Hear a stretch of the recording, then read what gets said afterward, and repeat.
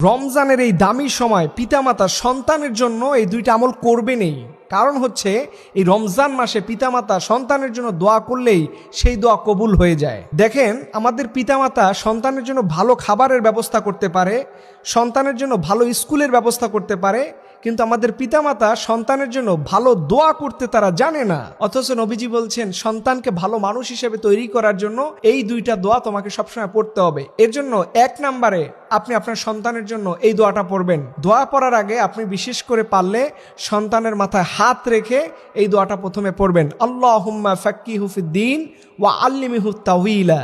আল্লাহুম্মা ফাক্কিহু ফিদ্দীন ওয়া আল্লিমহু তাওয়ীলা। এই দোয়াটা নবীজি সাল্লাল্লাহু আলাইহি সাল্লাম পৃথিবীর সবচেয়ে জগৎ বিখ্যাত মুফাসসির যিনি হয়েছিলেন আব্দুল্লাহ ইবনে আব্বাসের মাথায় হাত রেখে নবীজি পড়েছিলেন। এর জন্য যাদের সন্তান বাসায় আছে মা বোনরা সন্তানের মাথায় হাত রেখে এই দোয়াটা মাঝে মধ্যে পড়েই ফু দিতে থাকবেন। 2 নম্বরে ইব্রাহিম আলাইহিস সালাম একজন নবী, তার ছেলে ইসমাইল আলাইহিস সালামের জন্য যে দোয়াটা করেছিলেন এইটাও আপনি করবেন।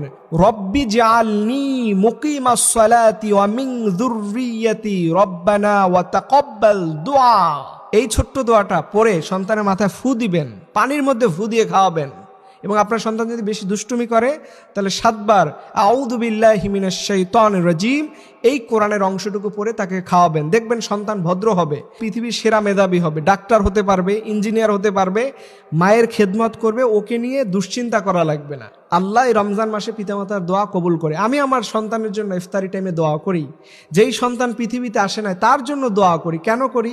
আমার যে ছেলেটা আছে সে আমাকে 2 বছর পেল, কিন্তু পরবর্তী যে ছেলে আসবে হয়তো সে আমার মুখ নাও দেখতে পারে, কিন্তু সে পৃথিবীতে আসার পরে যদি তার বাবার দোয়া না পায়, এর জন্য আমি আগেভাগেই আমার অনাগত সকল সন্তানের জন্য দোয়া করতে থাকি।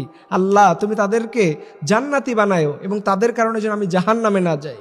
আল্লাহ তাআলা আমাদের সন্তান লালন পালন এই ম্যানেজমেন্ট সম্পর্কে আল্লাহ যেন জ্ঞান অর্জন করার তৌফিক দান করে। সকলে আমিন।